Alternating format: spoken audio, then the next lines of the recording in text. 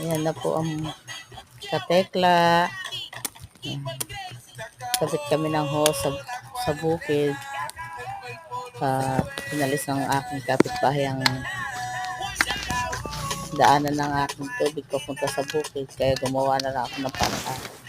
Bumili ako ng hose para mapatubigan ng isang pitak. Okay naman yung aking kasama.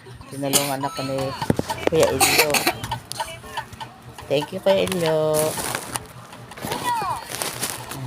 Magla-live na po si Katekla. Kaya gagawa na rin po ng kanyang